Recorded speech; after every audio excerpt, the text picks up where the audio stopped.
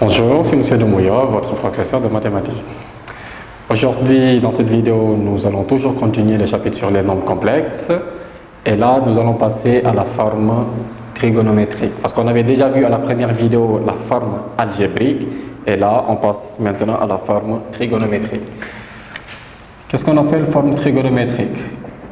Regardez, si on me donne ceci, z qui est égal à a plus ib ou a plus bi, donc c'est la même chose. Donc ça, c'est la forme algébrique.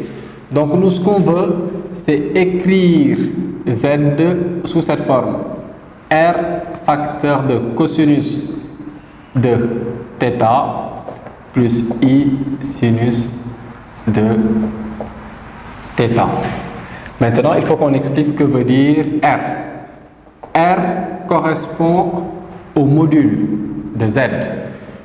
Pour déterminer le module, on prend a carré plus b carré et la racine carrée du tout. Donc, c'est-à-dire, je prends la forme algébrique, donc la partie réelle au carré plus la partie imaginaire au carré, et je prends la racine carrée du tout. Donc, c'est ce qui me donne R. Et θ, donc là, c'est ce qu'on appelle module. Module, c'est la longueur. Regardez si je prends ceci. Supposons ici, j'ai l'origine O.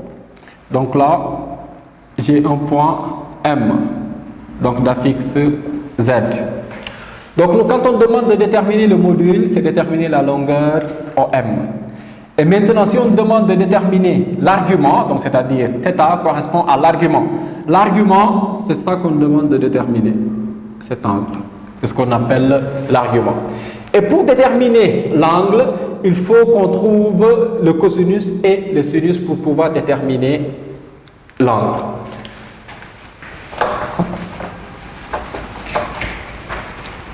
Donc, pour trouver le cosinus de θ, on va prendre la partie réelle divisée par a carré plus b carré et la racine carrée du tout. Donc, c'est-à-dire, on prend la partie réelle divisée par le module. Et pour le sinus, on aura partie imaginaire divisée par le module. Et après avoir déterminé le cosinus et le sinus, on pourra déduire la valeur de l'angle.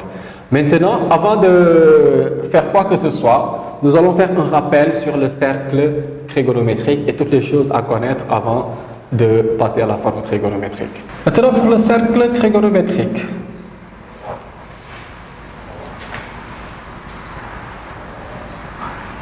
Donc, le cercle trigonométrique, donc nous, on aura un cercle de rayon 1. Donc, ici, j'ai l'origine. Exemple, ici, j'ai le point M. Bon, déjà, j'ai dit tout à l'heure que le rayon est égal à 1. Donc, ce qu'il faut retenir pour le cercle trigonométrique, ici, on aura sur l'axe des abscisses, on va lire le cosinus. Donc, pour trouver le cosinus de cet angle, admettons ici, j'ai θ. Je veux trouver le cosinus de l'angle θ. Donc là, je projette ici, orthogonalement.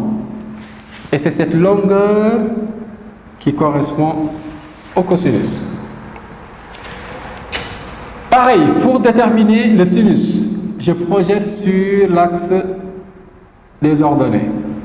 Et cette longueur correspond au sinus de l'angle θ. Donc nous, c'est ça qu'on va faire. Première chose, pour le cercle trigonométrique, donc nous, on va prendre quelques angles. Donc regardez si je prends pi sur 6. Donc pi sur 6, c'est 30 degrés. Bon, ici, supposons qu'on a pi sur 4, et là, j'ai pi sur 3.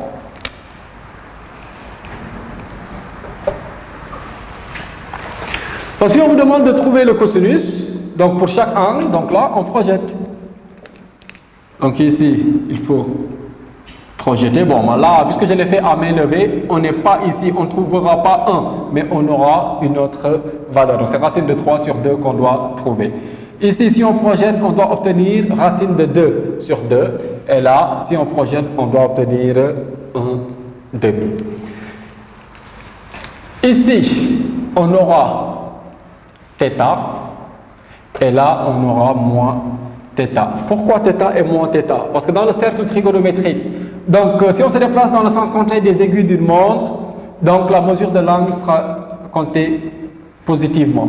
Mais par contre, si on se déplace dans ce sens, donc dans le sens des aiguilles d'une montre, on aura une mesure négative. Donc ici, admettons, si je donne pi sur 3, donc ici j'ai pi sur 3. Mais puisque je me déplace dans le sens des aiguilles d'une montre, je n'ai pas pi sur 3, mais nous on va mettre moins pi sur 3. Donc dans cette zone, on aura pi moins θ. Pourquoi pi moins θ? C'est parce qu'ici, regardez si j'ai pi sur 6. Donc là j'ai pi sur 6. Donc de là à là, j'ai un angle de 180 degrés qui correspond à pi. Donc là, si je prends pi moins ce que j'ai ici, j'aurai pi moins pi sur 6. Donc pi moins pi sur 6, on aura 5 pi sur 6. Donc c'est-à-dire, tout ça mesure 5 pi sur 6. Donc là aussi, pareil, on aura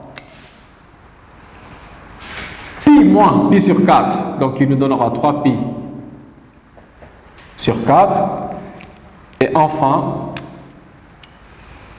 là on aura 2 pi sur 3. Pourquoi 2 pi sur 3? On fait pi moins pi sur 3. Donc là on a pi moins θ. Maintenant, si on continue ici dans cette zone, on aura pi plus θ. Pourquoi pi plus θ? Regardez ici si je prolonge. Donc là, qu'est-ce qui se passe? Ici, j'ai un angle qui est égal à pi sur 6. Mais toute cette partie est égale à pi. Pi plus pi sur 6, donc on aura 7 pi sur 6. Mais 7 pi sur 6 aussi correspond à moins 5 pi sur 6. Donc c'est la mesure principale d'un angle que vous avez vu en seconde. Donc là aussi, pareil. Donc si je prolonge ici, j'aurai pi plus pi sur 3. Donc j'aurai 4 pi sur 3. 4 pi sur 3, donc ceci correspond à moins 2 pi sur 3, donc pour la mesure principale. Et enfin, ici, j'aurai pi plus pi sur 4, donc là j'aurai 5 pi sur 4, mais 5 pi sur 4, donc la mesure principale c'est moins 3 pi sur 4. Donc c'est ça qu'on a. Bon, ici aussi je peux faire pareil, hein. Donc là on aura moins pi sur 4, et là moins pi sur 6. Donc là, ce sont des angles particuliers.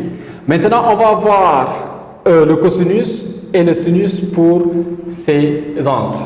Maintenant, pour ce tableau, donc là, on nous donne des angles et nous, on va essayer de déterminer le cosinus et le sinus. Bon, déjà ici, nous avons 0 degré. Et là, c'est pi sur 2 et moins pi sur 2. Moins pi sur 2 qui correspond aussi à 3 pi sur 2. Regardez, le cosinus de 0. Donc là, nous sommes ici. Donc c'est le rayon du cercle. Donc c'est 1. Donc pour le cosinus, on aura 1. Mais là, pour pi sur 2, pour trouver le cosinus, je dois projeter sur l'axe des abscisses. Donc là, je serai à l'origine. Donc là, j'aurai 0. Pour le sinus, c'est pareil. Donc le sinus de 0, donc là, je dois projeter sur l'axe des ordonnées. Donc là, je serai sur l'origine. Et là aussi, pour pi sur 2, donc le rayon, c'est 1. On aura 1. Maintenant, pour compléter le reste, c'est simple, il n'y a pas de difficulté. Donc là, moi, je regarde 0. À partir de 0, je vais écrire 1, 2, 3. Là aussi, je vais pareil. 1, 2 et 3. Donc là, je divise tout par 2. Et enfin, je prends la racine carrée du numérateur.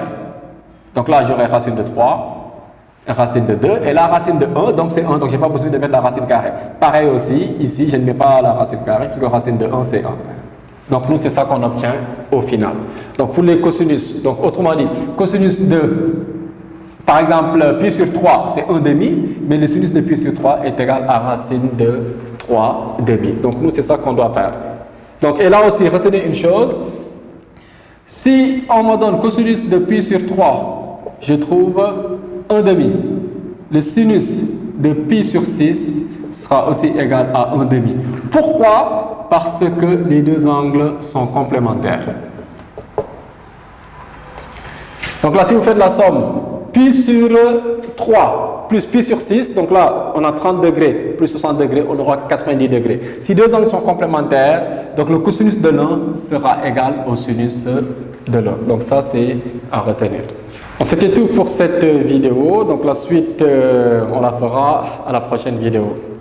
N'oubliez pas de laisser un commentaire et de vous abonner éventuellement. Je vous remercie.